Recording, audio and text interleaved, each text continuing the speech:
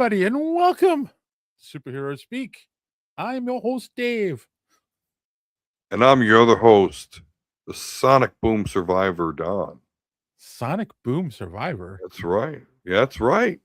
That's right. See, Oh, I live in Ohio, of course, and you may or may not heard the joke. Hey, here in Ohio, you don't like the weather? Well, just wait an hour. You'll get something different. And that is certainly true.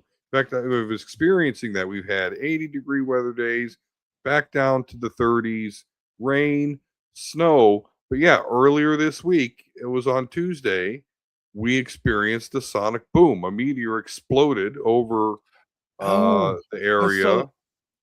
I saw that on the news. I was wondering how close Yeah. you were to that. Yeah, no, it shook the upper half of the house. So there you have it. No warning, by the way. So write that down and make whatever judgments. But yeah, Yeah, well, it just proves the theory I have that there will be no warning if the end of the world ever comes. Um, sure. Why would they?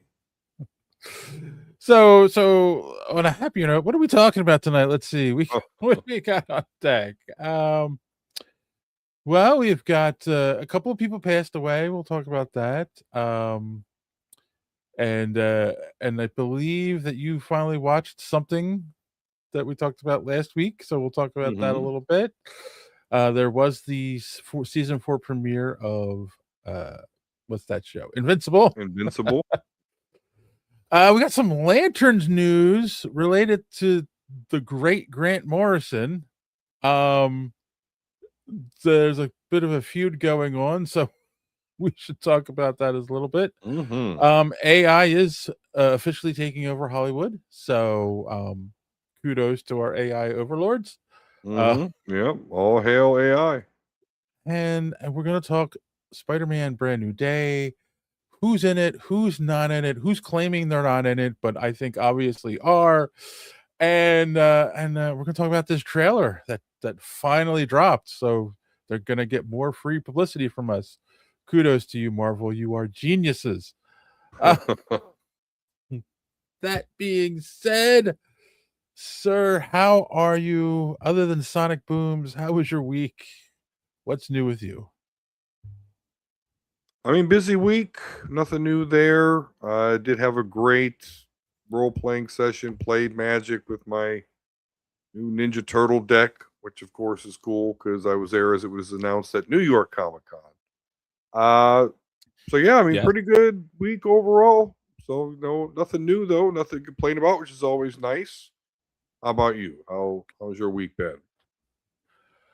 Uh Boring. It was a week of That's good. planning meetings at work, so Mm, boring and frustrating at the same time because there's just weirdness going on at my work, and there isn't, like, they started this thing this year. They want to plan out the entire quarter at the beginning of each quarter. So obviously April starts Q2.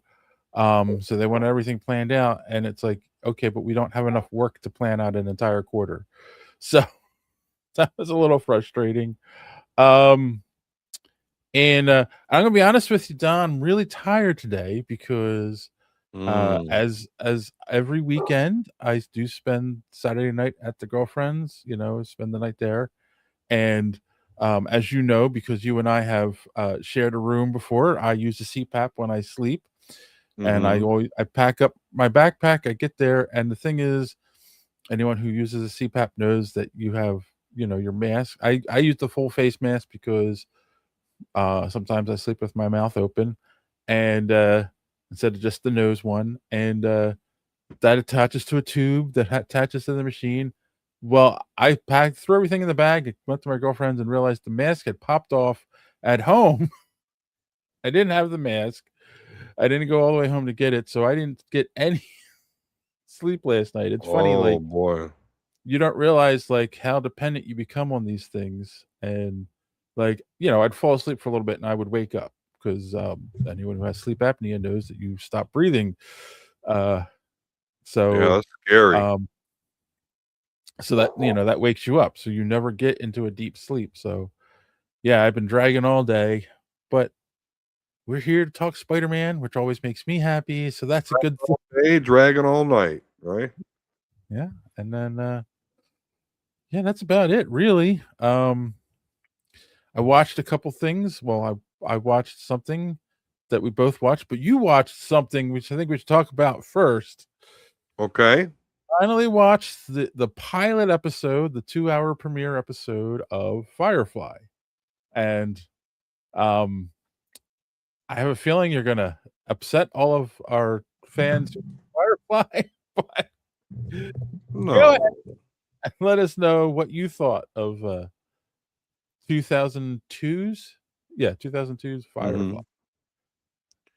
Well, I do have to suspend any criticism of, not any criticism, but yeah, I have to look at it from a lens of back from 2002.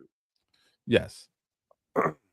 um and I will say that, I guess my overall problem, even 2002, would have been the fact that was spoiled by Star Wars. So when it comes to those type of effects in the Firefly show, I was like, okay, it's on television. So I was like, Mhm. okay, through that lens, all right, I think it's a good effort here. I like, okay, good. So I don't have too much complaints about like the space special effects. Okay. I think that the show is a very good character development show. Obvious, I mean, with it being a TV show, Mhm. that's one thing you really have to go for, and I think they were successful there. Um, Tense moments. I thought it did a good job of building these tense moments and these storylines to add to them. Um, but I was turned off a little bit though. So spoiler alerts. So in this episode, they have this tense moment where like they're going through space, and then the Reaver ship is nearby. Yes, yes. So he's like, okay, we can't do nothing, and that moment passes. Um, but then it'll cut to like some sort of fart joke or something, or like, or when he would, when it was like very serious, he tells that doctor that the girl died, and you're like, oh my Yeah. god, and they do everything to sell the fact that she actually died, but then it cuts to them just all fucking laughing because they're like, no, she's fine, I was, fucking with him. So Yeah, that. Go ahead. I feel that moment was setting up Mal's personality, which is important, for the rest of the show. Like he is the Han shot first character, not the digital editing I shot in Um, self-defense. I don't know. I don't There's a scene know. in a later episode where um you may have seen it before. It's been played on TikTok and whatnot as a meme. He's talking to this alien, and these guys are chasing them, and he's trying to say, "Well, look, here's the money. Here's what we're owe 'em. Take it back to your leader. Tell him leave us. You know, we're gonna let you go because they have them all captured. These guys. We're gonna let you go. Go back. Give them this and blah blah." And the guy's like, "We will never blah blah blah blah." And he's like saying, "We're gonna, till our last breath, we will hunt you down." And then Mal just kicks him out of the airlock. And then they Yeah. bring the next guy in, and he's like, "Here's what." He's like, "Oh, yeah, yeah, yeah. I'll take it. I'll take." So it becomes a joke, but it is the like, all right, I don't got time for this. Like, if you're not gonna do what I want, I'm just gonna keep like that's the kind of guy Nathan Fillion's character is in the show. And it's one of the things that makes the show, I think, really interesting, the no nonsense. I will kick you out of the airlock. I will kill you if I have to, Hmm. which I'm not advocating that at all, but you know, it's Um, what I feel like it's what Han Solo could have been if he wasn't digitally edited by George Lucas. I think, yeah, well, I think he is a little bit more virtuous than Han Solo.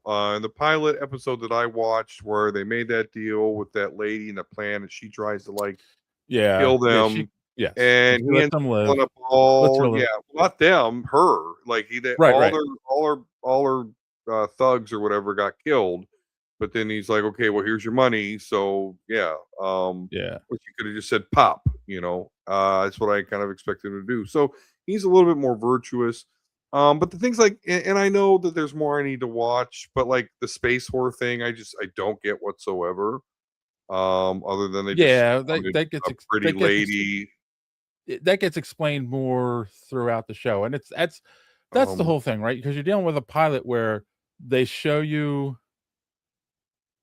stuff in the beginning to set things up and give you just enough information to get you hooked so that you'll continue watching, So yeah, yeah, like, but a lot of that stuff, the the the um I can't remember what she's actually called, the companion, I think, like the whole companion thing and their whole relationship, the war, like it starts off with a battle and guys getting killed or whatever, and then all of a sudden Mal's and captain of the salvage ship, like there's a whole story there that like will get revealed as it goes down the road. So yeah. yeah. Does it continue on with the funky ship science where it's like, oh, we need to get rid of these reavers guys? So, okay, you pull on that strap, you push that button when I say you, and wherever, Yeah, a little does it bit, yeah. continue on with that sort of thing? Dude, is there not weapons on ships in this universe? Or is it um just relegated to maybe the intergalactic, whatever the hell they were, the no, imperial? yeah, there are, but they didn't want to engage the reavers. They were trying to like get away from them because Okay. they will just go next to you and blow up their ship. Like they don't care. Like they're all dying. So yeah, like Yeah, they're that's the other thing I need to learn a little bit more about that kind of bugs me is the concept of the Reavers. Like how are they so barbaric and backwards, but they have space travel? Um, I just didn't quite, and I'm assuming we would learn a little bit more um why they're suicidal because right they fly the ships with like the core exposed or some shit. yeah. um for whatever so yeah, I mean that's an okay setup, but there's a lot of questions there for me. So overall, I mean, I liked it. I just um so I am surprised that I never heard of it, or at least I never remember hearing it, and I'll never be able to unlive that sin. But it's good. I mean, Well, good. and I have a feeling, the next time you're at Comic-Con, with the announcement of the animated series, you probably will see a couple of the characters walking around. Now you'll be able to go, "Hey, that's Captain Mal," Yeah. Now I'll be able to say, I really like your cosplay. That's great. Yeah, I love Firefly. But no, honestly, Dave, the thing that annoys me about it though is the fact that whenever they do the spaceship scenes, there's no sound effects whatsoever. I don't know. That bugs me. Yeah. As a Star Wars, Um, and again, my yeah, I'm probably too into Star Wars, and that makes me too like snobbish when it comes to sci-fi that is definitely special effects. an early 2000s thing that a lot of people started because the concept is there's no air in space, so there's nothing for the sound waves to travel on, so there would be no sound. But we all grew up watching Soundwave, Star Wars and Star Trek, yeah. whereas you hear the noise. So like, nah, just like it's sci-fi. We know it's not real. Because they did that in the Battlestar Galactica reboot. All the battle scenes in space, there was no sound. And it was like, Oh, I like it was mm, kind of creepy. So yeah, yeah. and they did do that in The Last Jedi, right? When she warp speeds the ship into the um Oh well, yeah, but that there's no sound in that scene. But it's funny, it's the only one where they did it. So which that was stupid as well. Like they weren't yeah, that consistent was with it. more to me. I don't know. To me, and even still now, when I first saw that scene, I know for some reason people bag on that scene, but it was like, oh, holy, like that huge ship just got fucked. But we've I never seen that before. We've never seen someone use hyperdrive, as a weapon. as a weapon like that. I don't bag on that scene. I bag on they're being chased and they run out of fuel and they fall out of space. Like that's not how that would work at all. Yeah. And it never was how it worked. The ships did drift in the original trilogy, at different times. And they didn't fall out of space. When Han detaches the Falcon from the Star Destroyer, they don't put the engines on right away. They drift away from the Star Destroyer so that then they're not detected. So Yeah, yeah, Star Wars is not consistent with its gravity in space. yeah. Um, Before we talk about the other show that premiered this week, um, there was one other bit of news I wanted to say. So if you are a uh, a fan of the show and you're watching right now, but you have not subscribed, click that like button for us. Hit the subscribe button. Click that bell for notifications because we are under 10,000 subscribers away from 100,000. And we're trying to reach that. Um, I'd like to reach before my birthday, which is in June, which is plenty of time to get 10,000 subscribers. So I if you would haven't done, also like to hit that before my birthday. So which I think is also in June, if I'm not mistaken. it is. So yeah, if you haven't done so yet, hit that subscribe button, and we'd greatly appreciate it. I All share right. the wonderful holiday. Yes, share this with all your friends, your enemies, your sister-in-law, whoever. Um, so Kids, if you're the at your other grandma's house, go into her YouTube app real quick. If you could just subscribe, that would be great. Or your aunt, you uncle, know, grandfather. I don't want to be go go discriminatory. go on your parents' account, subscribe there, you know.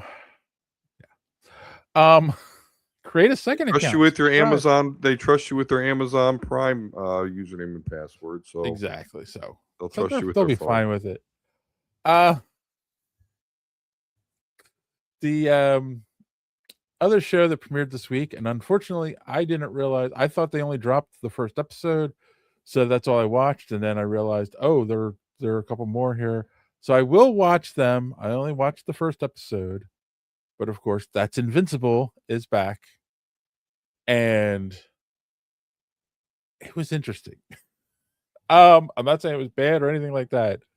I just had a lot of thoughts on it. But before I give my thoughts, what did you think of the premiere of season 4? It was great. It had me wanting more. Of course, I did watch all four. I mean, I stayed up till midnight one night, which I get up at 6:30 in the morning, so that's not something I normally do. But I was just so enthralled in the story.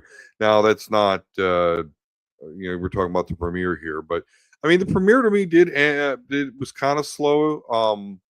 One thing I don't like the music with the series where they play the dumb emo shit while they're showing them do Yeah. stuff. Um, you know, but beyond that, it was great. This is a brilliant show, even though there's a lot of similarities. I mean, I'm sorry, Dave, a little bit of spoiler alert, but God, I can't believe you didn't watch because a lot of stuff gets spoofed here. Some X-Men gets spoofed. Another sci-fi. I won't spoil it completely, but another Well, I sci-fi mean, sci-fi it show gets. they've done that from the beginning. It starts off with Yeah, their version of the Justice League that Omni-Man kills yeah, them in the first episode. So yeah, right. they've been doing that from the start. But they just a personal favorite of yours gets some fun here. Oh no. Um, They yeah, have a Spider-Man like character? no, no, no. So that's what I'm saying. Oh. It's not even a comic book spoof thing. It's another Uh, sci-fi. Um, okay. so yeah, that's what I think. Man, I want to I would like to talk to you about more because yeah, when you get into like the third episode, you're just like, oh, holy fuck, this is crazy. But so yeah, I want to talk to you more about it, but I can't. Well, Thrawn, your Brie Larson will freeze before you reach the first marker. Then I'll see her on your birthday. On her birthday. Oh, that's brilliant line. good. A Thrawn Brilliant. kill. Bringing it all together. All of our jokes and quips. I Thrawn. So, I mean, okay, I will say I did start the second episode. I saw young Nolan get his parents beat the crap out of him, and, and he gets a uniform, and then he's on some kind of mission, and everyone starts dying. And I was like, okay, and again, like I said, I'm tired, and I was like, I don't have the energy to like pay attention to what's going on, especially in a flashback episode. So Yeah, that's some heavy shit that you were just about to see. I'll just say that much. But so I was really thinking as I was watching the premiere, and I'm serious here, like Mark makes a lot of mistakes, especially in the first 3 seasons, right? That end up coming to bite him in the butt in one way or another. But the problem is the bulk of it really isn't his fault. They keep like the way the show is written, like that's nonstop. There is no like there's never a break where he can stop and take a breath.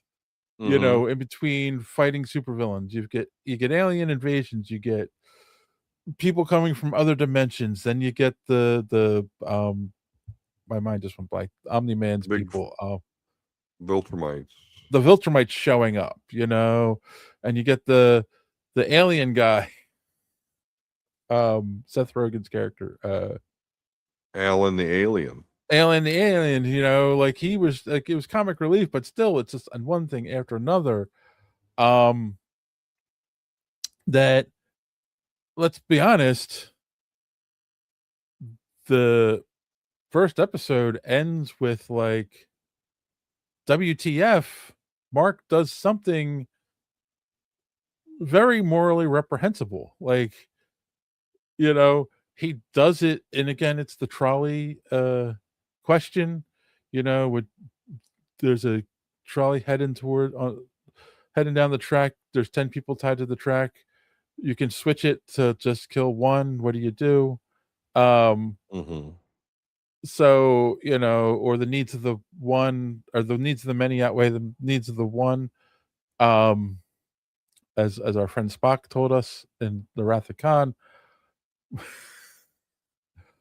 But like, there's I can't remember the name of the aliens. They take over people's minds. Like cephalopods or some shit like Something that. like that. Yeah. There's little squid guys, they wrap around your head. They're obviously they're a parody of Starro. They're a parody of Starro.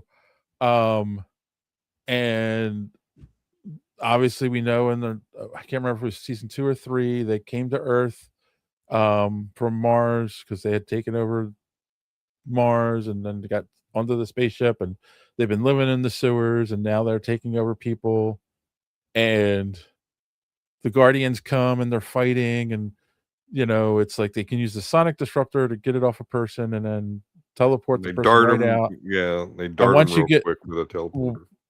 And of course, just like they're a hive mind mentality, so just like the aliens from Avengers, if you get rid of the mothership, they'll all go down. So there's one human left who's like the host mind. Mark's trying to like get to him to stop. Well, someone's flying to bring a disruptor because they don't have a disruptor around. Yeah, Bulletproof is disrupted. Yeah, Bulletproof is flying to bring him a disruptor, which is like, why didn't he have a disruptor to begin with? Why did? But they're about to break through the barrier. They have this energy barrier. That was there were a couple of things I'm like, why did they do it that way? It doesn't make sense. But again, it's the cartoon based on a comic book, right? So don't overthink it too much. But he makes a decision and he kills the guy who, again, the person he killed was just human being controlled by an alien.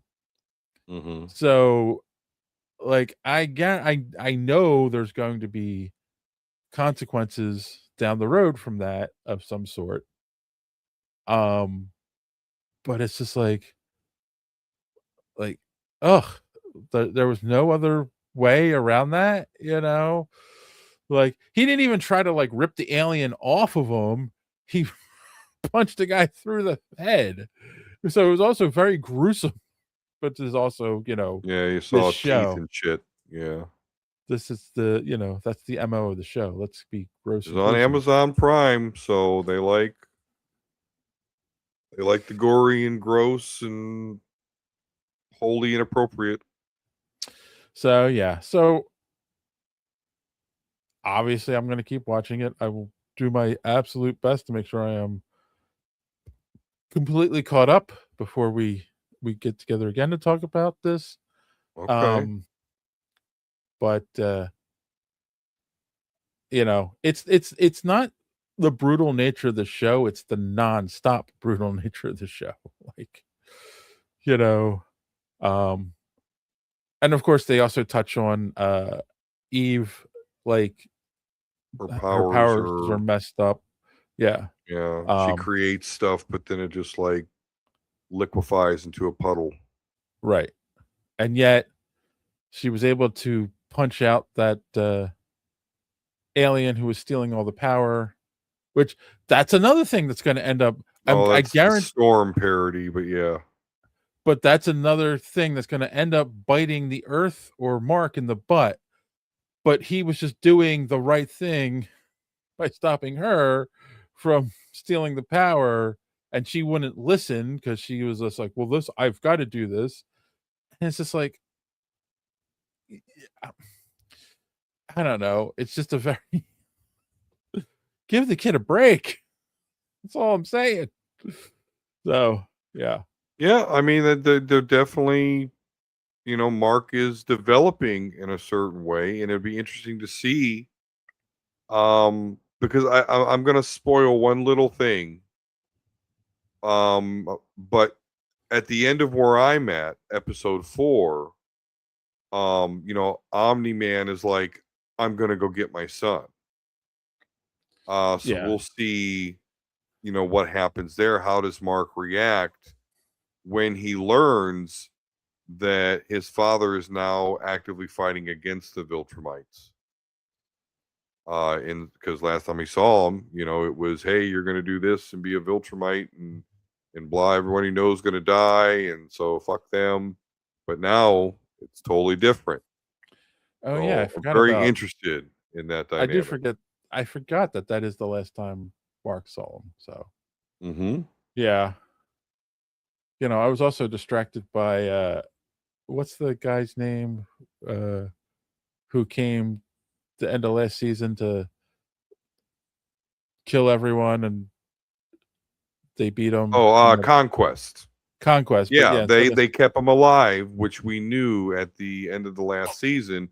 And sure enough, he regains consciousness and is like, "Oh, that's fucking dumb," and he's gone. He's back with the Viltrum or wherever. Yeah, I think it was called Viltrum. yeah, and they had to show his bare butt. That was Of gross. course. So, yeah, I definitely will keep watching it. If you're watching it, let us know in the comments down below what you thought of the premiere, and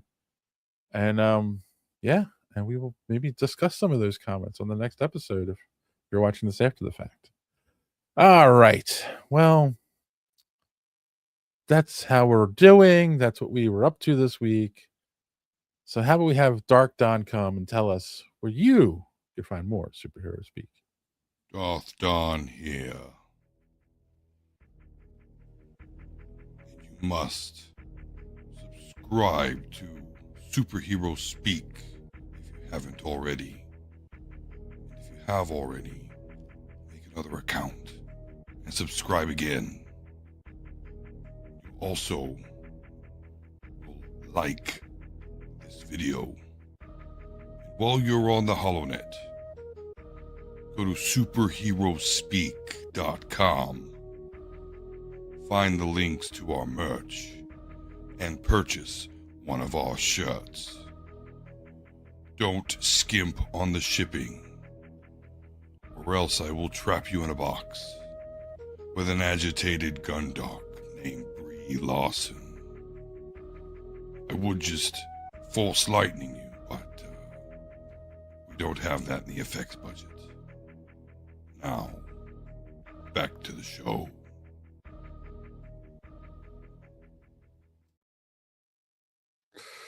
Yes, but you know how we could get it in the effects budget?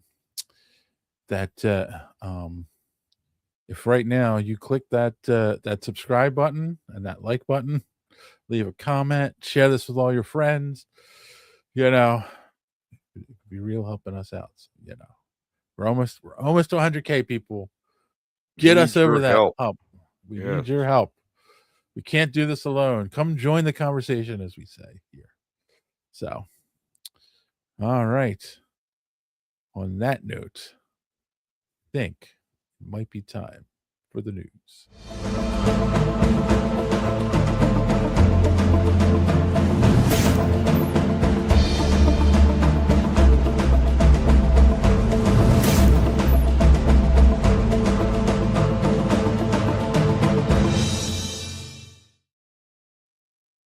All right.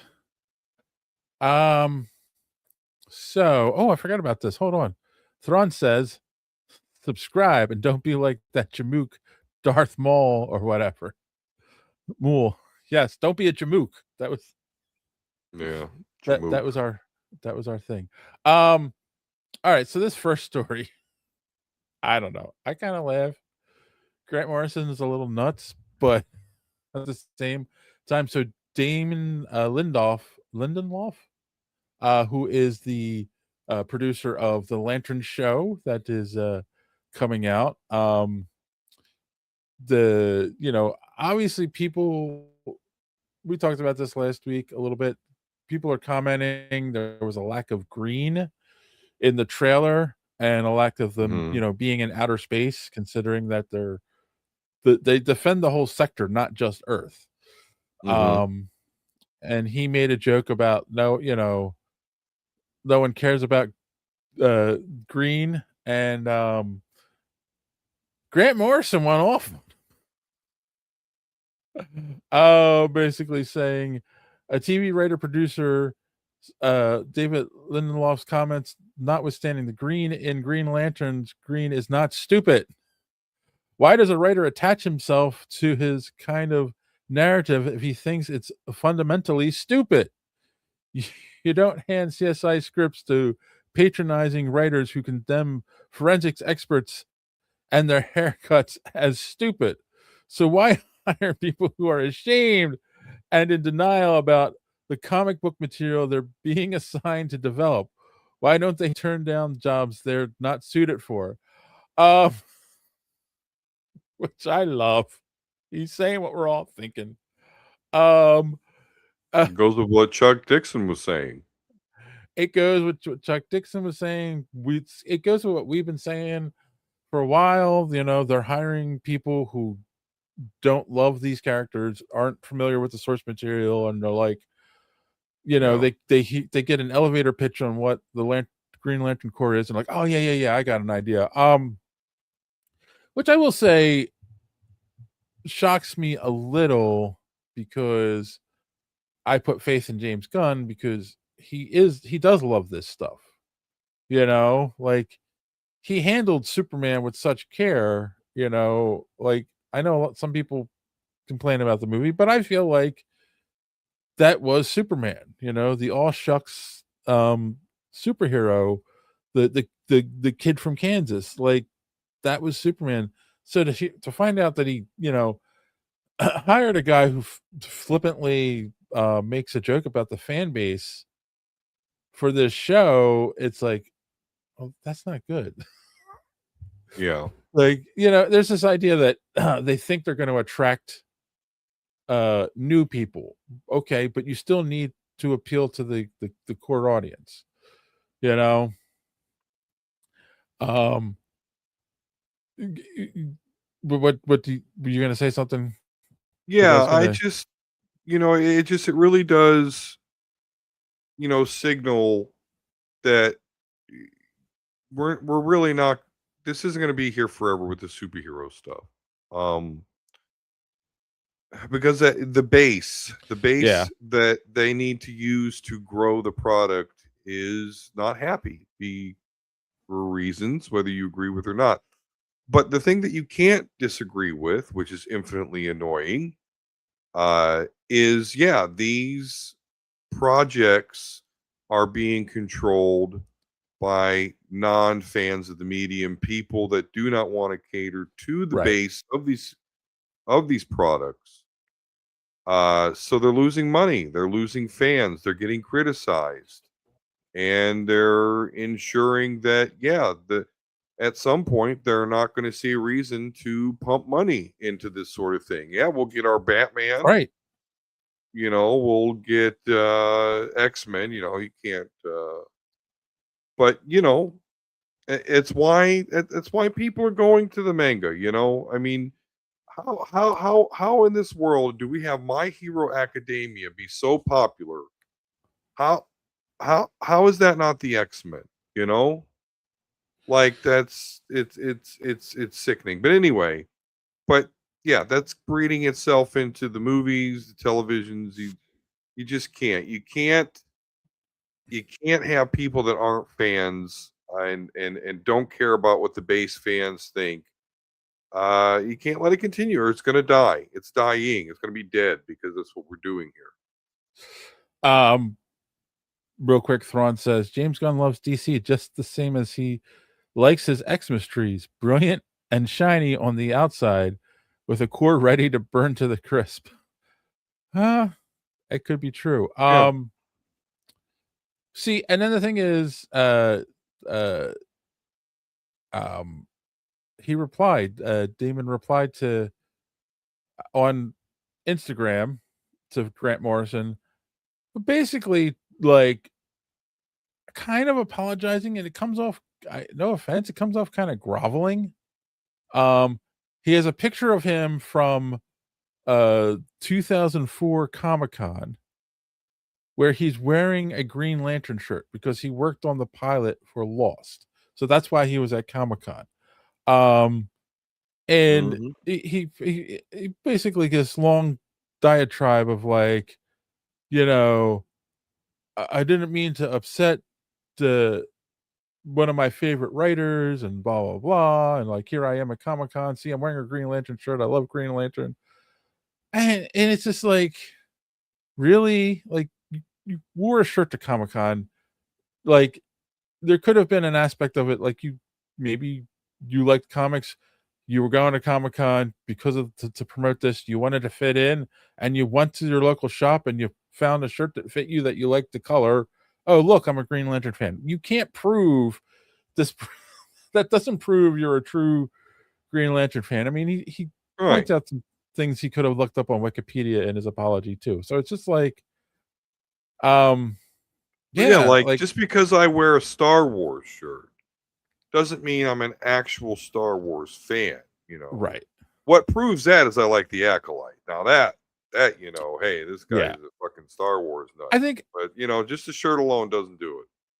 I think long story short, that if you're working on a property like this and um if you love it or you don't love it, the core material, when someone asks you about the controversy around the trailer that puts out, you don't give a flippant response that kind of dismisses the fans um outrage.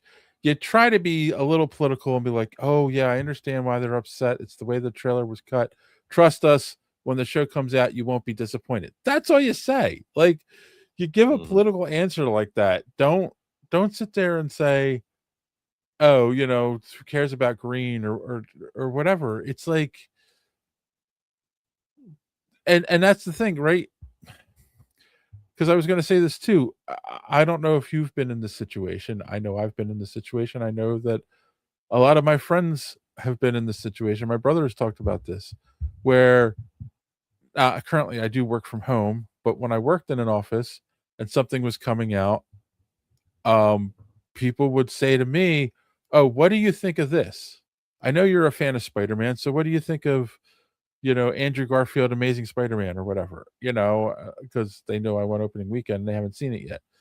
Because the idea is, well, if the core fan doesn't like it, then I probably am not going Mm-hmm. to like it. So I'm not Right. going to waste my money, you know. And if they like it, oh well, then maybe I'll go see it this weekend at the theater. So that's the whole idea. If you piss off the core fans and they start saying, "Yeah, don't go see this, it's horrible," then people aren't going to go see it. You gotta play the game, man.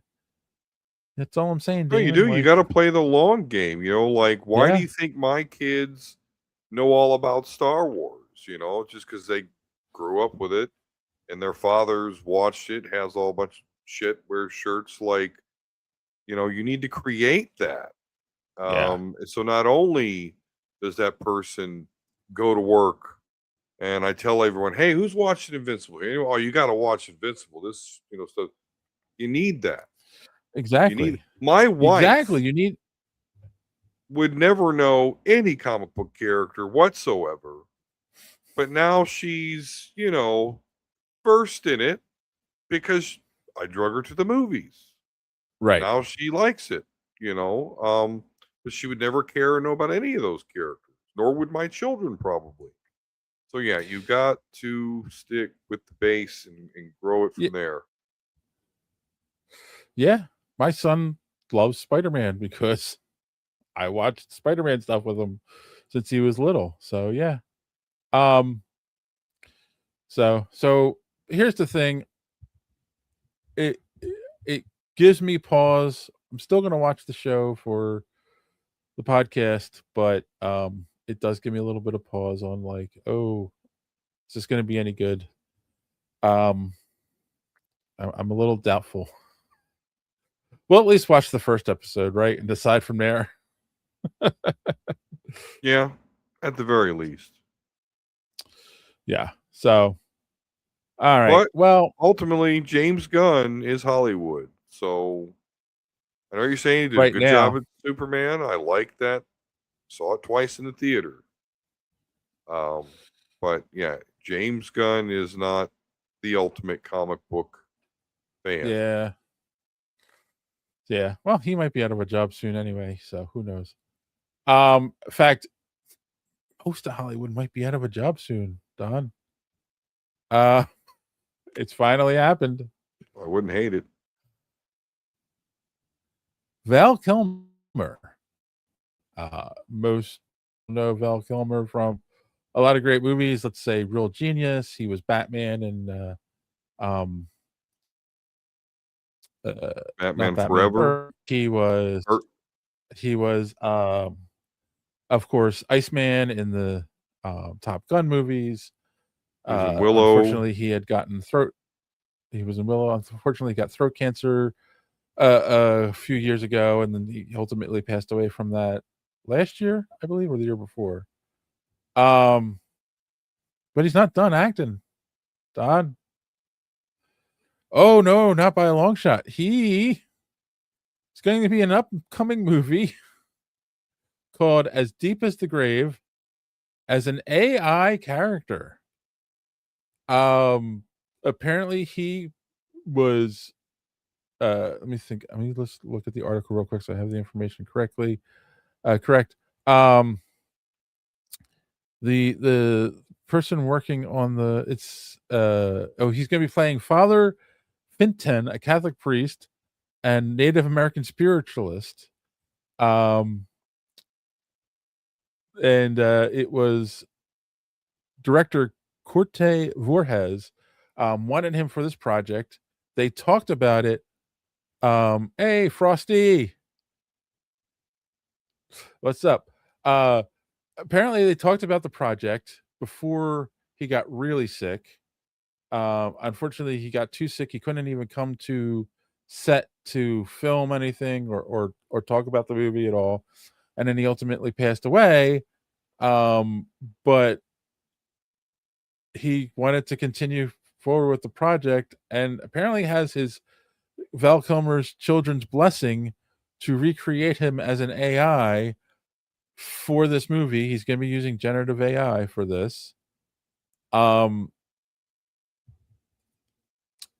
I don't know, is this a good idea, or is this a disaster in the making?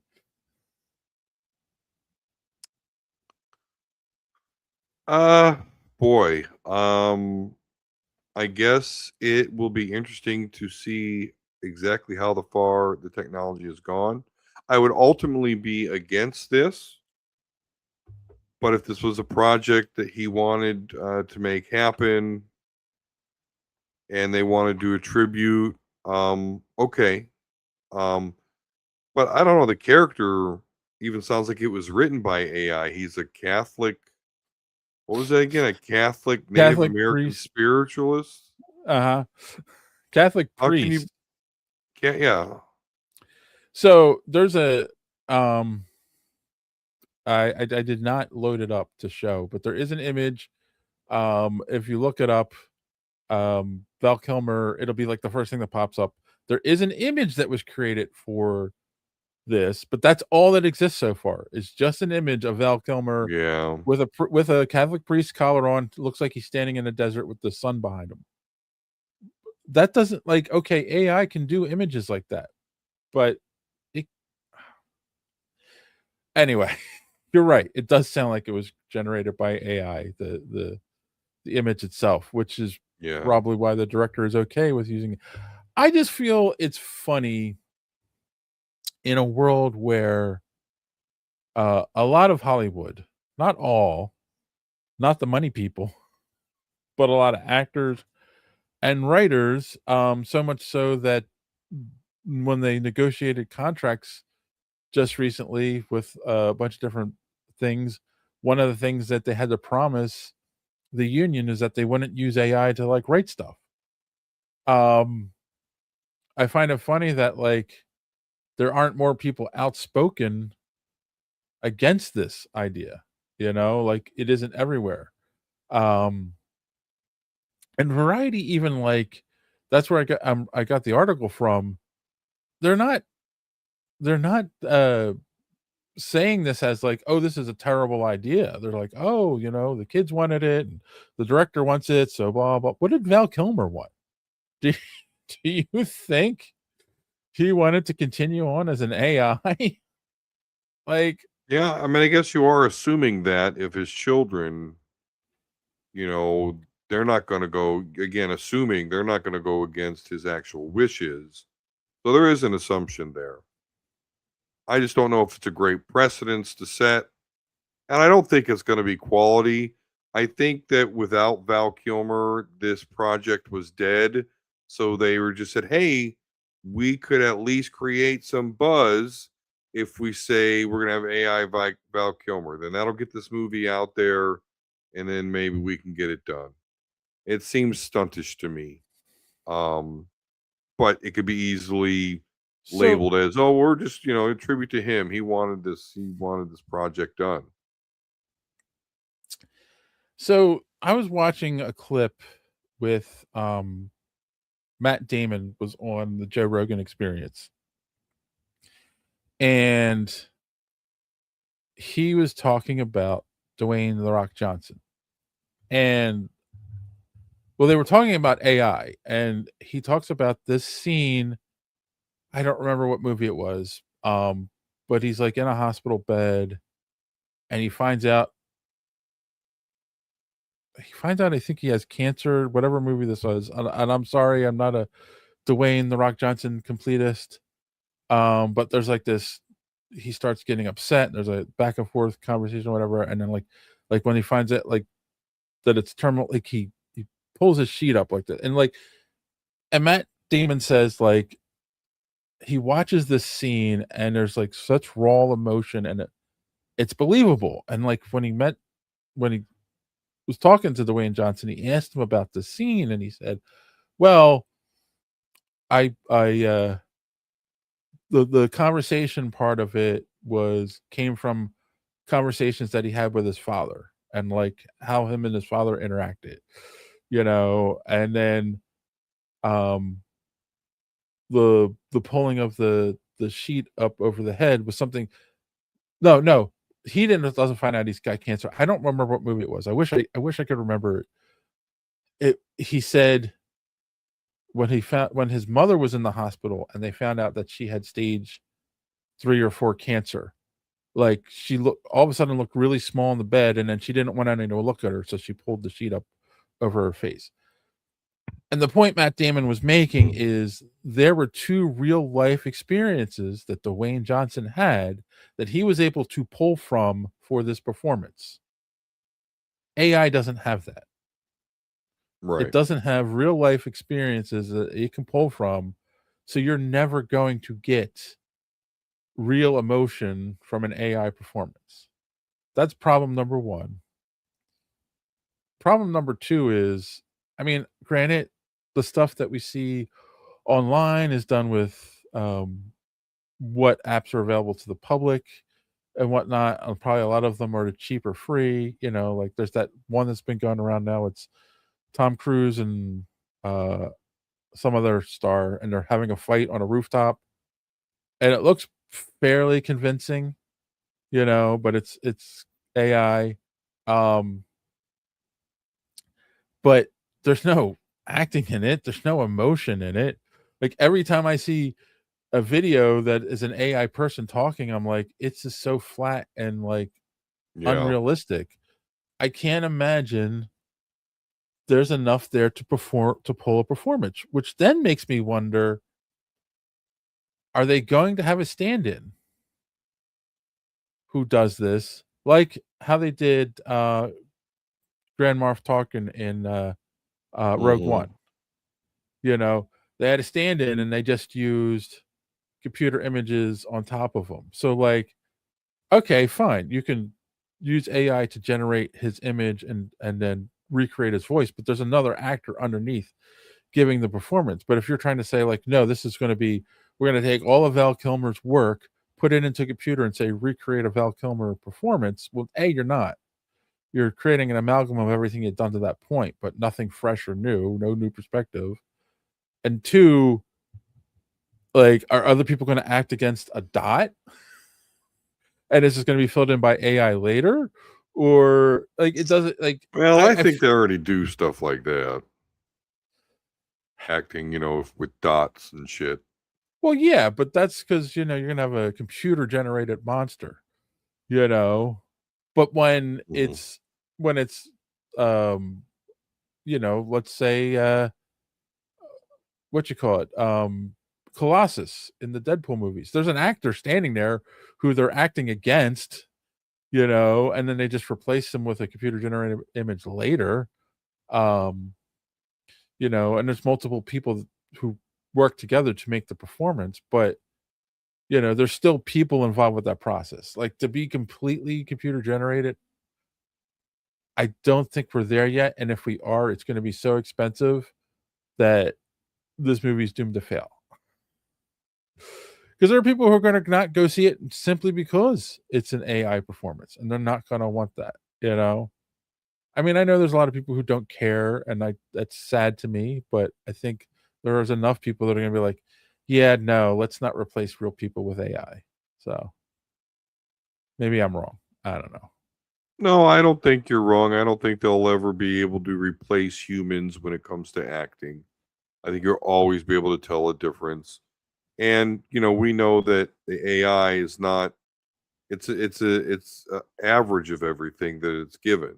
Right. So it's never going to break through on anything or do anything innovative. It's only going to do a derivative of what's already been done. Right. Right. Overall, it's going to tell the truth. And yeah, like a director, and, a director will say to an actor, like, in this scene, you're really angry. It's the most angry you've ever felt in your life. You can't say that to an AI. It'll give you its interpretation of what angry is. But it doesn't You're know. like, It pretend doesn't. I'm gonna pretend I wanted to shut you off. You know, that'll make it angry. Hopefully not. Hopefully it has no emotions and we don't need to worry about that. But who knows? Well, no, it doesn't have emotion. I know Anthropics. They did Yeah. a test a little while ago.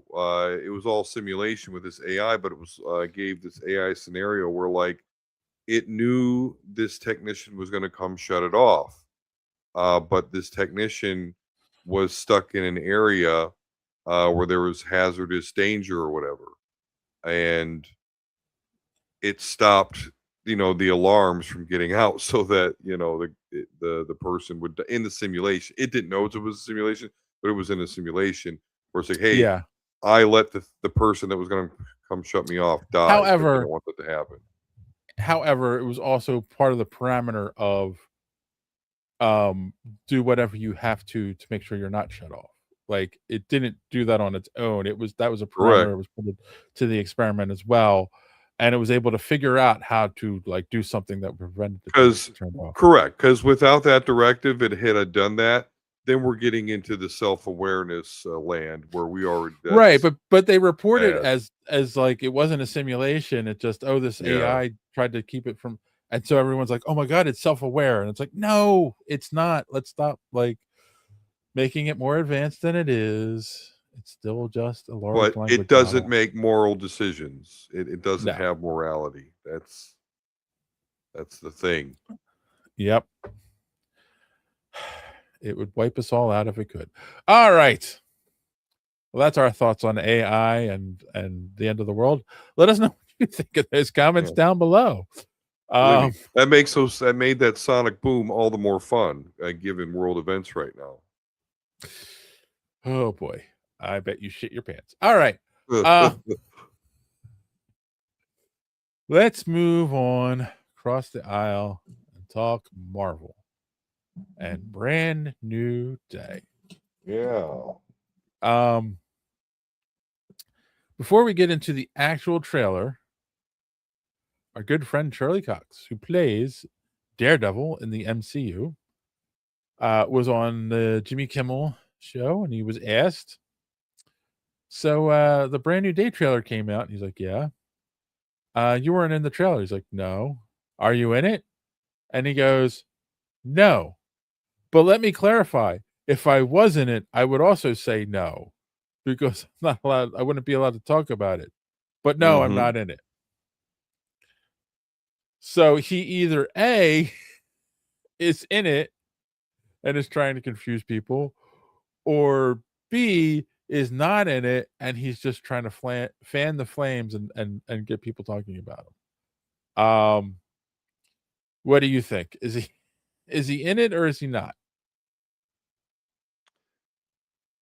Well, in the trailer, we see the Punisher, and that was widely known already that the Yes. Punisher is going to be part of the movie. So, to me, in the MCU, that does signal that Daredevil's going to be sprinkled in here somewhere.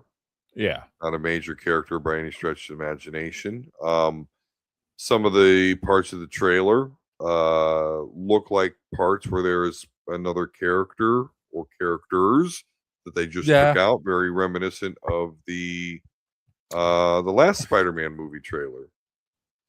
Yeah, we So were gonna get it. We're gonna get into all that once we start breaking down the yeah, trailer. But yeah. so yeah, that's what I think. Yeah. And here's the thing I'm gonna say too that people don't realize is that he can be in the movie without being in the movie, because you could just have a stuntman in a Daredevil costume in a scene that's a background scene, just to be like, hey, remember where there's a greater Marvel universe. Now, would that upset some people? Probably, but they could still do that. And I have a feeling they're going to do at least that, given some of the things that are in the trailer. So, is he in the movie? I don't know, but I think we'll find out soon, because next week, or no, in 2 days, will be the premiere of season 2 of Daredevil Born Again, or as you like to call it, Born Again. Uh, Let's talk. it's true. talk about the Brand New Day trailer. And they made us wait a long time. It as was Highly reported, anticipated. highly anticipated. As we said last week, there was a rumor that this was just going to be a teaser. No, it is not just a teaser, it is a full-blown trailer. And it was released on Wednesday, though they had some kind of build-up thing. I wasn't paying attention to that. I was just like, give me the trailer. Like, they were releasing pieces of it here and there, and people were trying to piece it Yeah. together, and it's just like, nah, just give me the trailer. I probably have watched it a dozen times at least at this point. It has broken records with the Yes. number of times it's been watched on YouTube. And so before we really start breaking it down, initial reaction, what did you think of the trailer? I thought it was good. I'm not a fan of the now we're going back to organic webbing. The rebirth, Spider-Man rebirth. But even in the comics, I've just never been into, Cosmic Spider-Man never made sense to me. I like the neighborhood stuff with that character. So, it looks a little bit wacky to me. But, I think there's comic precedents for, because you thought, yeah, you thought a specific event was happening, and I won't go into that. But yeah, just the whole webs everywhere. He's now shooting organic stuff, like some comic buffooneries going on. Yeah, my reaction was they showed us a lot of things in this trailer without really telling us the storyline of this movie, which I kind of think was done on purpose. And they show you stuff without showing you stuff as well. We'll get into that in a second. But yeah, that was my thought. And I I feel like they've left it open-ended for a lot of theories, which I already see a bunch of them online. So maybe in that respect, it was brilliant because again, people are going to keep talking about it because oh, well, wait, what did this mean? Oh, what does that mean? So yeah, I had one issue with it. And then my son said, no, I think you're looking at it backwards. And I was like, oh, maybe. So we'll get into that at the end. Hey, Travis. It's going well. How are Hey. you? We're talking Spider-Man Brand New Day. Yep. So I do have some clips. I have removed the audio, and they're just short clips because every time we show a trailer on this show, we get copyright struck. So I'm trying to avoid that. We'll see what happens. So I'm going to start with this. We get there are two. Oh, thank you very much, Travis. Give us a tip. Thank you. All right, man. Thank you. All right. So start off with this. We get two major Marvel characters in the movie, the Punisher and Bruce Banner. But they're only supposed to get one, right? At least one. That's the contract. At least one major Marvel character per movie. Two confirmed here. Rumors of more, but okay. Rumors of more, which we will get to shortly. So first off, what did you think of the Punisher clip? I kind of loved it. I love the thing that I love about it is he's on the truck and he shoots him off. There's obviously dialogue that's taken out, where he's telling them, obviously Peter doesn't want the Punisher to go after these guys because he's going to kill them, and Peter just wants to capture them, and he's like, shoot yourself, and he shoots them. He lands on the tank while they're back and forth.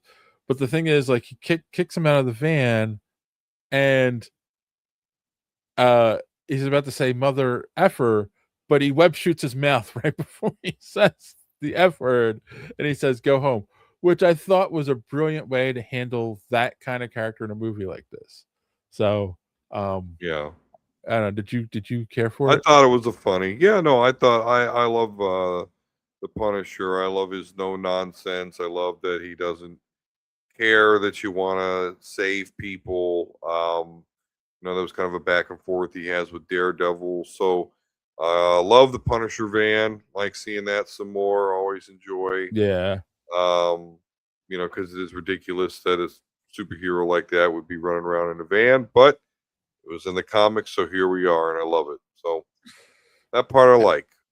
And then we're going back to Bruce Banner wearing a device to keep him from turning into the Hulk. Because obviously you see the thing on his wrist in that clip. Does it keep him from being the Hulk, or does it just signal to Yes. him where his anger is? Oh, I don't know if it keeps his anger down or if it keeps him from. But remember in the She-Hulk show, it breaks and he turns into the Hulk. So the She-Hulk show. yeah, that's where they. Pardon me, I completely forgot about that. That's Forgot where they about the show introduced. that ended with the Feige bot. Yeah, sorry, didn't derive much lore from that. Sorry, my mistake. But remember, he was Bruce Banner in the end of in the after credit scene in Shang-Chi, and everyone was like, "Well, wait, how come he's not Professor Yeah. Hulk?" So then, at the beginning of She-Hulk, they have him as Bruce Banner. He explains he creates this device that keeps him from transforming. The device breaks, and he becomes the Hulk, and then his blood gets into his cousin, which was that whole stupid. Yeah. That was so stupid how they did that. But they clearly show him wearing the device, and he's, I guess, teaching at whatever college Peter is at, which maybe he's a guest lecturer, because I feel like to be the world's most foremost gamma scientific mind, a part of the Avengers, teaching at a university feels like a step down, but maybe I'm wrong. So I mean, he time traveled, for God's sake. What else? So I'm gonna get to Travis's comment in a moment.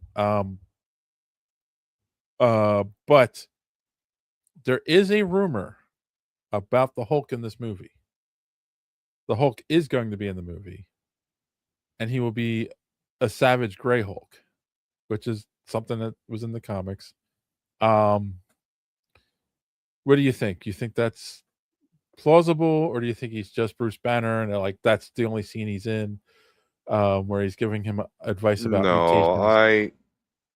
I think if you do that, you put Bruce Banner in the movie and we don't get to see the Hulk, that's a party foul. That's a faux pas, and you're definitely going to hear about it from the fans, quote unquote, on the internet. But you're right. We have seen those rumors. People have been calling for the Savage Hulk for quite some time. So I think that, and again, we can't ever get standalone Hulk movies. So for them to do cool shit with the Hulk, they have to do it in other movies. Yeah, definitely seems like a perfect time for them to do some cool Hulk shit. And I feel like Spider-Man if they go Savage Hulk, they're going to lead into World War Hulk, which is something I think they want to do. Travis says one interesting thing in the living quarters Sadie's sink is in. It looks like it's made up to be vintage, like everything in the 80s, 90s, similar to Steve's room in the Shield in the first Avengers post credit. That's interesting. I didn't notice that. That would be interesting. Yeah. Yeah, we'll talk about that in a second when we get to her character. In Shang-Chi, I theorized the gamma from the snap put his radiated cells into remission, making it so he'd have to experiment on himself again to become the Hulk, but losing all the control. Of course, She-Hulk confirmed that isn't the case, but it would have been an interesting. I think I agree. Like they kind of just gave us a quickie explanation in She-Hulk because they had to have his radiated blood get into her so she could become the Hulk. The whole thing, which never made sense. But I think, but I think even beyond that, they went too far with the whole we got Professor Hulk in Endgame thing, because one of the great things about the character of Bruce Banner as the Hulk is that Jekyll and Hyde sort of thing. And so if they give us this perfect Hulk who's in control and is just Bruce Banner but big, green, and infinitely strong, it's definitely not as interesting as you piss Bruce Banner off enough, he turns into this somewhat uncontrollable Hulk. I think they had it perfect in the first Avengers, where it was like Hulk smash, like he recognized that he was part of the Avengers, but still it was this Yeah. big hulking, So Well, we got to get back to that. We got to get back to that some way. And I think what Travis here is talking about is interesting, because they do need a way for him to take a step back and not be this perfect Hulk entity. I agree. I mean, my issue has always been, because I was a fan of the comics. He could always talk in the comics from issue 1. He was never the mindless savage beast that they made him out to be in the movies and the TV. That comes from the 70s TV show. Yeah. And uh obviously in Ragnarok, which is their take on Planet Hulk, because he's Hulk for so long, he develops the ability to talk and he's rudimental. So that's closest we've got to comic book Hulk in the movies. And then boom, all of a sudden they totally skip everything else, and he's Professor Hulk by the time we get to Endgame, with no real explanation, you know. Yeah. So yeah, I agree. We get us get us to the point where he's Hulk who can talk when he transforms, but he's not smart, Yeah. you know. But I think that's what he's going to mutate, because I feel like mutation is going to be a very important theme in this movie, Yes. Yes. for multiple reasons. We will get to all of that.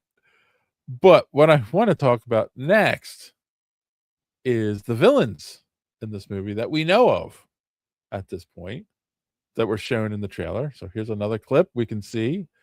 We got the Vulture, Boomerang, Tarantula, and the Hand. We're gonna talk about this shot a little bit too in a second. Yeah. So obviously Tarantula and Scorpion make perfect sense, because they are Spider-Man villains. Tarantula is very low level, very low tier level. Boomerang, Spider-Man's tangled with him a little bit, here and there. The Hand, I feel, is an interesting choice, because uh, they're one of the Daredevil's main villains in the comics. Mm-hmm. And people are like, "Oh, well, the Punisher." Okay, but the Punisher and the Daredevil don't team up in the comics. It's not like they're buddy buddy. That's just something for the MCU. So, um, it's weird. You said something when we talked about the trailer offline about very D-list villains, Yeah. that they showed so far. I don't think the Hand is D-list, but I do think you could definitely say that about especially Tarantula and Boomerang. But I feel Tarantula fits with the spider theme for the movie. Um, and it's funny because that scene they're recreating in that shot, I have that actual book in my collection. Uh, it's a 70s Amazing Spider-Man, late 70s. Um, but here's my take, and let me know what you think.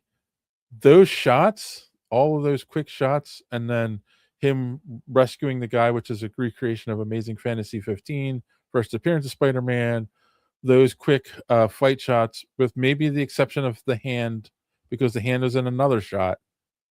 That's a montage. That is a montage, probably very early in the movie, um, a la Fantastic Four First Steps. They kind of did that, where they showed quick shots of them fighting other villains, that leads up to him getting the key to the city scene. Like, they're not going to waste time with these villains. They just want to show you that he's running around taking care of these low level villains in New York. I hope so, because like you said, I refer to them as, D-list villains. All I really care about is the Matt Gargan Scorpion. I don't even really care about the Tombstone guy, right? He's going to be in this movie. That's another villain. That's a rumor that Um, hasn't been confirmed yet. okay. The Hand is cool though, but that really does signal in that scene where we see the Hand. Daredevil's there somewhere. He's probably in the lower right corner of that scene or something. But I don't think they would throw the Hand in there and Daredevil not be involved. So Travis says, when we see Scorpion, strangely he tells Spider-Man to stay out of his way, except he should want to kill him, making me think he was recruited Suicide Squad style to hunt Sadie Sink. That makes sense. It's possible the original Scorpion storyline in the comics, his first issue, he's actually hired by J. Jonah Jameson to go after Spider-Man. And do you think I'm sorry. So they could take that and flip it where he is going after someone else and he's telling Spider-Man to stay out of his way. But go ahead, what were you gonna say? So and this is interesting. So if we are thinking that this is the Scorpion Matt Gargan that is working with the government, perhaps, Yeah. do we think there's a possibility that he gets the Venom symbiote then? Because in the comics, Matt Gargan, working for the government, does get this Venom symbiote, the Venom symbiote. And yeah, there's a whole run of Matt Gargan with the Venom symbiote running around his, Venom with a flak jacket. Kind of looks like, I don't know if I use the right terms there, but you know what I'm saying? Do you follow me, Dave? Do you think we could be getting that since we've already got the Eddie Brock trilogy, which I can't believe I just said that. The Sony Eddie Brock Venom trilogy I Yeah, don't like exists. I'm not sure. And you did say that to me offline too. Like, could they be going? Because I'm not getting a bunch of Scorpion vibes here. That's the thing that's kind of like, where's my big green Scorpion guy? Yeah, I don't know. But his Venom I mean, stuff's you more see him low in the key.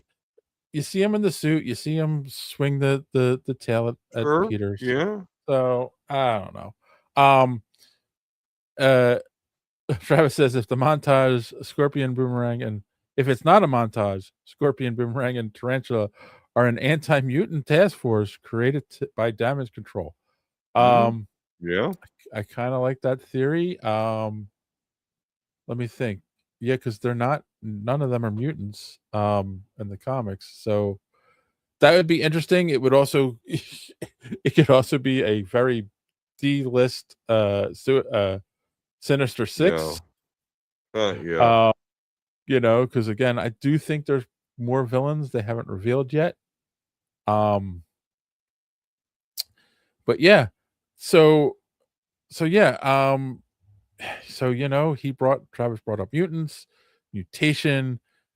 There's something going on with our good friend Peter in this movie. So let's just show this real quick. This is from the trailer. You see Peter, he faints and he wakes up and he's surrounded in webs. Oh, he doesn't have his web shooters on. Oh no, he's falling. Something stopped him. They didn't show what stopped him. Oh, sounds are bothering him. Oh, his apartment's filled with webs. Oh, what's going on with his eyes? And wow, he's super strong. He broke a sword, though he was already super strong. I think that was a little over the top, trying to say like his eyes made him strong enough to break that sword. Which I feel like that's what they're hinting at. So Peter is going through something in this movie. He's mutating. They even say his cell. There's a line where they show he's being scanned. He's in a Spider-Man suit, and you hear Bruce Banner saying, "Oh, if all his cells are mutating, that could be very dangerous." Blah blah blah. I was going to say there are two possibilities. My son has pointed out there are three possibilities. So, possibility numero uno that everyone on the internet has jumped on, and that is Man Spider. It's a well-established storyline from the comics. His mutated blood ends up mutating beyond to the point where he starts actually becoming a spider. And they can do it a bunch of different ways. They've done it in the cartoons where he doesn't have 6 arms. In the comics, he had, you know, 4 additional arms come. First, he had additional arms come out, and then he mutated even further, where he had fur and became a giant spider. And then eventually, he, mutates back into Peter Parker. So that's possibility number 1. Possibility number 2, ladies and gentlemen, is the other storyline. Peter mutates in the comics again. He gets injured and he gets put in, he wraps himself into a cocoon, kind of like a bunch of webs hanging upside down. And then when he comes out of that cocoon, he has new abilities. He has natural web shooters, and he has these stingers that come out of his arms, which made no sense. Spiders don't have stingers. I don't know why they did that in the comics. And his spider sense is ultra enhanced. So that's possibility number 2. Actually, there's 4 possibilities. Possibility number 3 is they're mutating the two. Mutation. There we go again. They're mutating those 2 storylines into one. Which Marvel has done multiple times in the movies. They've taken aspects from both those storylines and made one. So, he gets hurt and it forces him to his mutation even further. Which my son said he probably gets stung by Scorpion in that fight that they show, and he doesn't realize that his tip of his thing is poisoned, which it is in the comics, all canon, and he gets injured. That's when he passes out, and his body starts to heal and wraps him into a cocoon. And then when he comes out of the cocoon, he's starting to mutate more. Possibility number 4, which is I think maybe the road that you want to go down a little bit. That little bit of Venom symbiote that was left in our universe found its way to Peter Parker. And it's not enough to totally take over, but to mutate him. And, he'll start becoming Venom. And at the end, he'll get rid of it. Instead of going to Eddie Brock, it goes to Matt Grogan. So. Yep.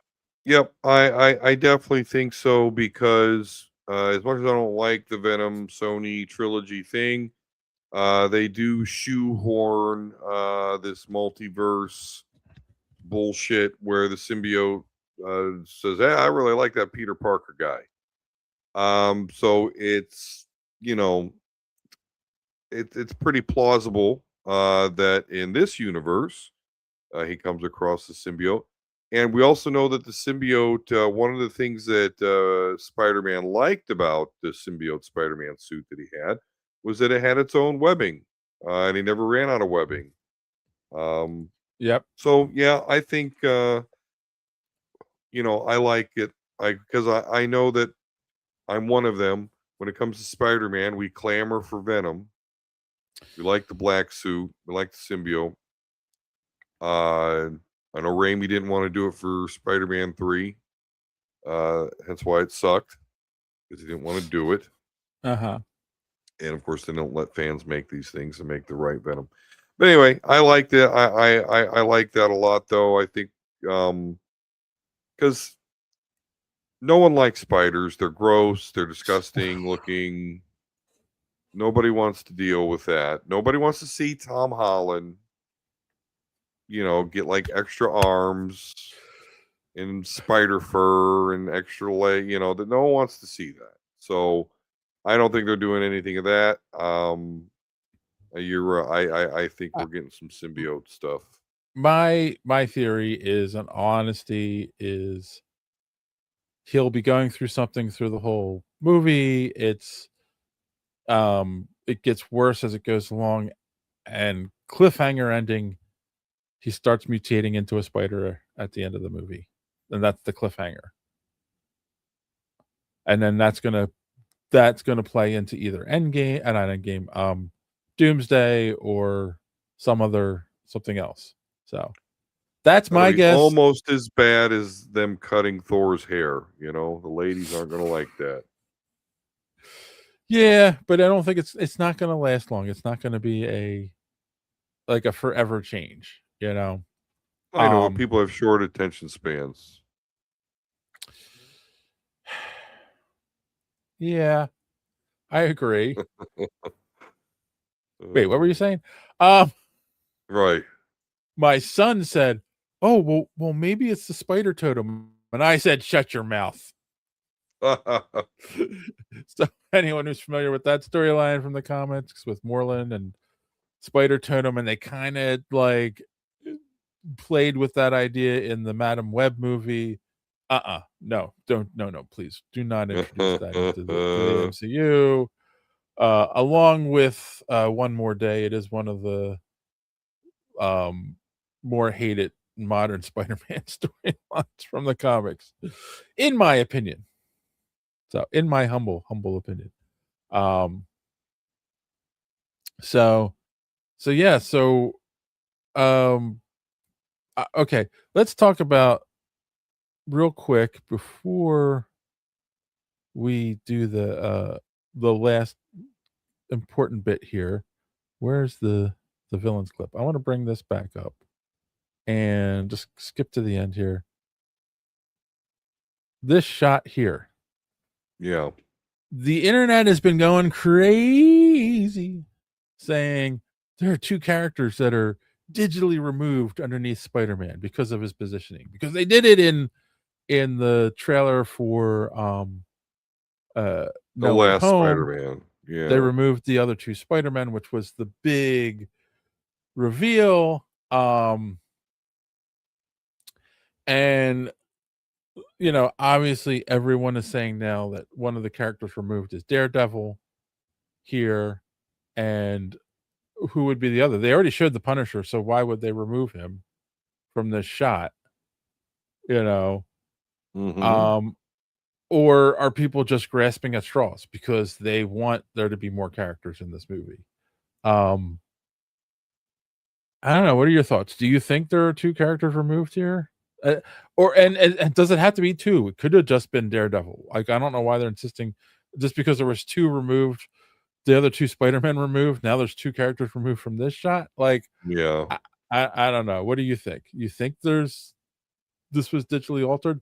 Like, the shot makes sense where he's coming down and they're going up. It's not like it doesn't look awkward in the sense of that shot from No Way Home. The other villains were not pointed at Peter. They were not going towards Tom Holland's Spider-Man. They were going in Mm-hmm. other directions. So it made sense, like, oh, there's something missing. This, in my opinion, does look like they're all um just jumping after Spider-Man. But I ask you, sir, do you think there's a character removed? And if you do, which character do you think it is?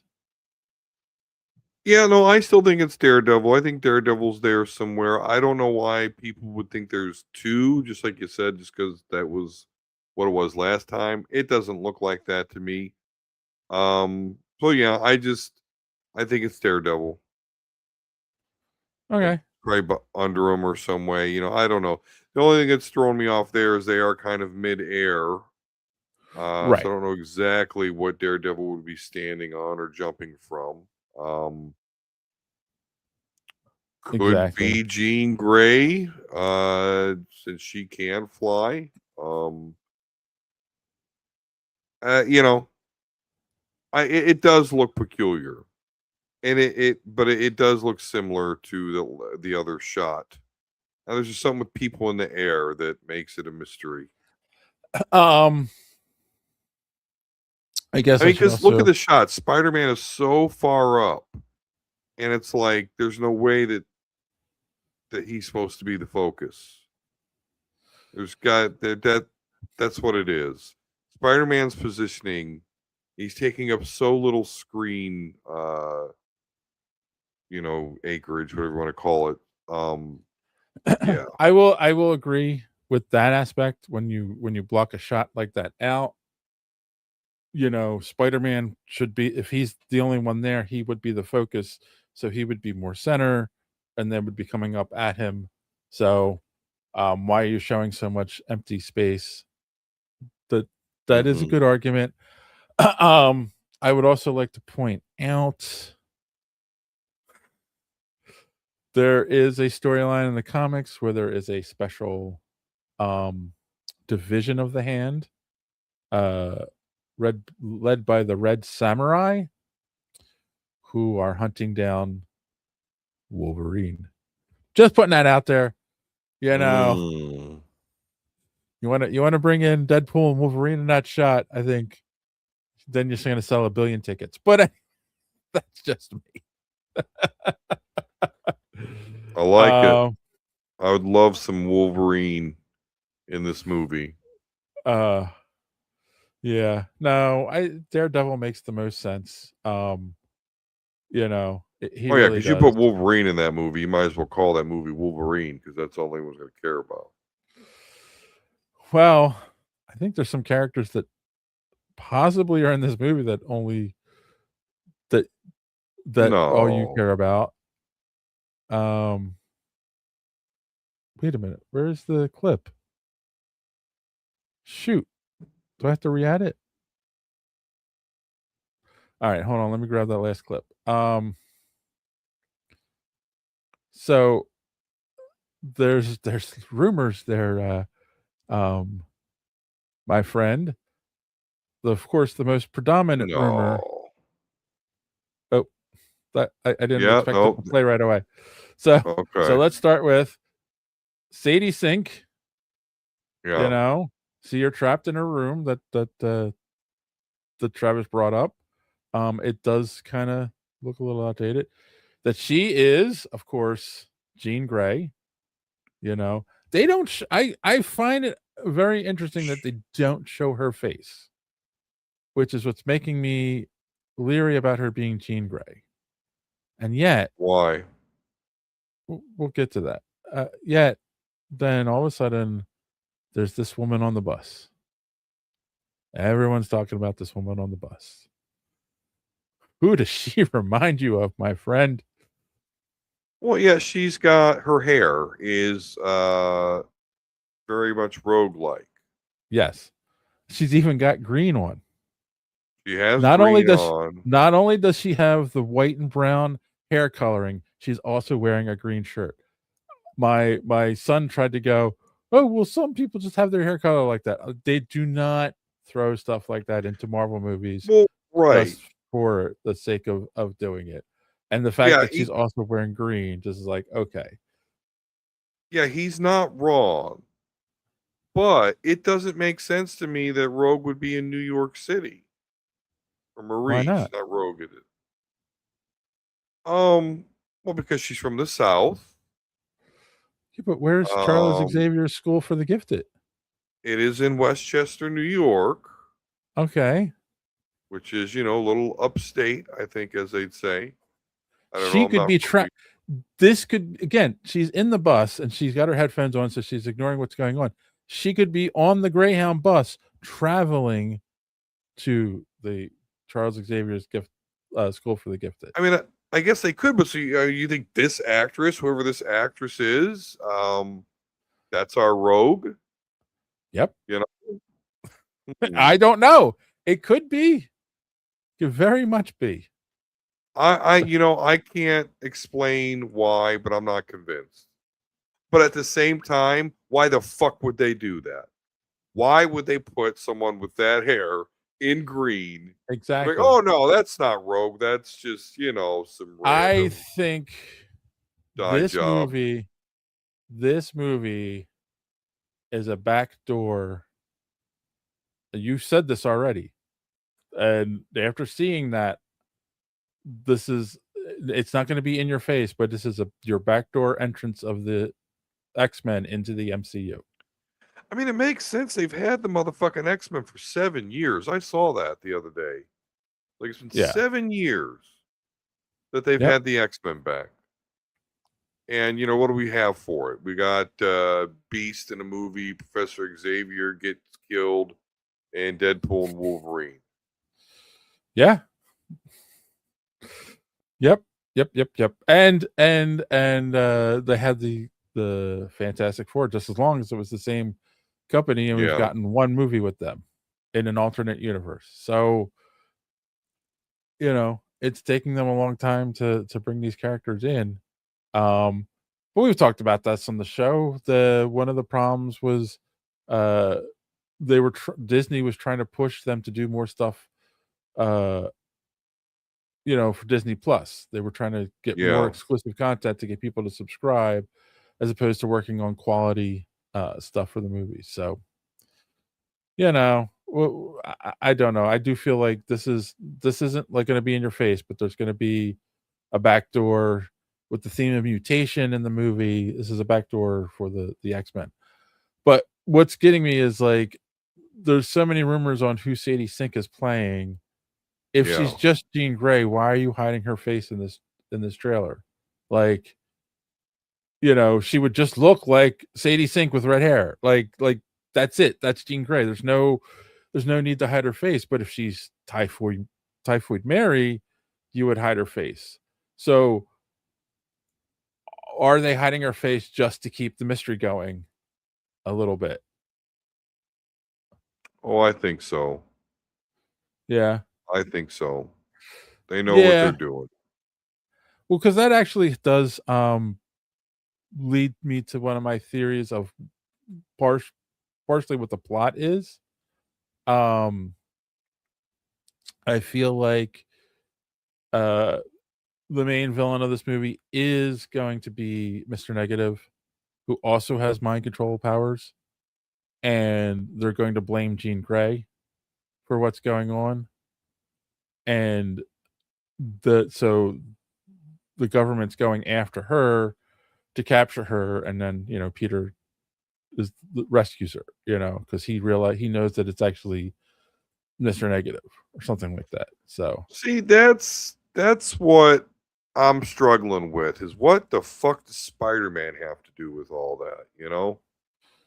So we'll see though. I mean they'll write it. yeah, we'll see. That's my theory for the storyline. Because I don't think, you know, Scorpion doesn't carry the movie as a villain.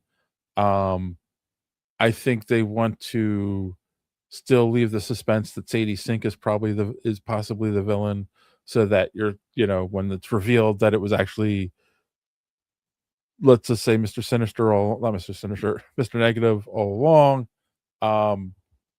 then it was like, oh, okay, that's why the subterfuge. But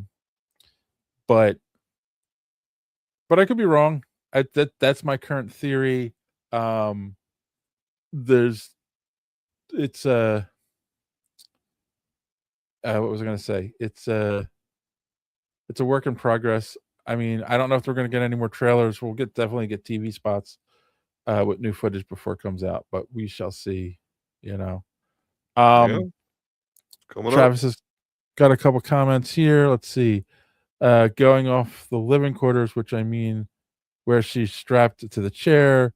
It's also interesting that the Marvels post credits, Monica's mom is the age she was in Captain Marvel. Okay. And implying that the X-Men universe we see in the Marvels is in the 80s, 90s. Sadie came from the universe. Oh, and they made the room look like that decade she came from. It would make sense. Huh. That's actually an interesting theory. You know, like if That's the a universe lot she came though. It's a lot. if the universe she came from had a different feel to it. Like, obviously, if the Fantastic Four from First Steps was captured and Yeah. brought into this universe, they would make it look like a futuristic 60s type of timeline. So interesting. It's a possibility. I won't discount that. I like that idea a little bit. Again, we shall see. The only thing I didn't like about the trailer, but then my son said, I think you're thinking about it backwards. At the end of No Way Home, Peter goes, I'm going to make the ultimate sacrifice. Everyone forget who I am so I can protect everyone. Mm-hmm. And then he moves in next door to the very people he was trying to protect. But he was like, no, no, no, no. He was already living in that apartment. They moved next door to him because it's their housewarming party. I'm like, oh, yeah, I guess that makes sense. I hope that's what it is, because if it's where he just shows up at their housewarming party and he's trying to protect them, I will be pissed and I will be throwing popcorn at the screen. I don't know. What did you think? Spider-Man, it'll be Stalker Man. Yeah. I mean, I got to see the movie at this point. There's a lot of rumors and unconfirmed things, and I just want to see it at this point. Yeah. The whole X-Men thing, it's hard to believe because you'd think in a Spider-Man movie they'd want to give him the spotlight, have him keep the spotlight, and with the X-Men, it's just it can kind of take focus away.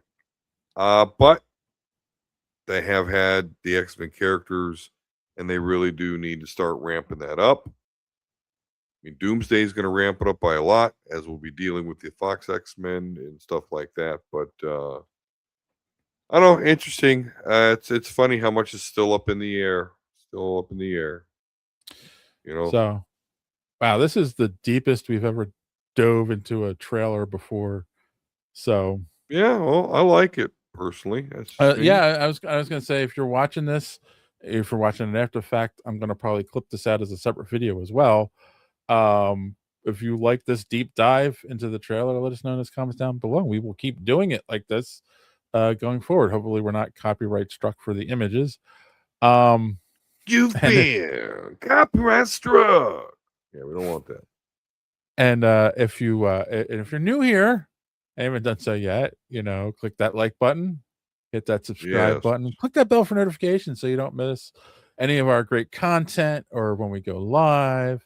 And yeah, and it would be greatly appreciated. Keep us growing. All right. Well, Don, I think it's that time of the show that we do every time we get together. We got to ask that question. What did we learn on the show tonight? Tell me, Don, what did you learn, or do you have any recommendations, or both? I learned that I must have really offended Kassan with my lack of awareness for the Firefly TV show, because I accepted the challenge, but he was not here tonight to hear my thoughts. So, yeah, I must have really offended him. And James isn't here tonight, and yeah. And of course, I can't. My mind went blank. Our tried and true member.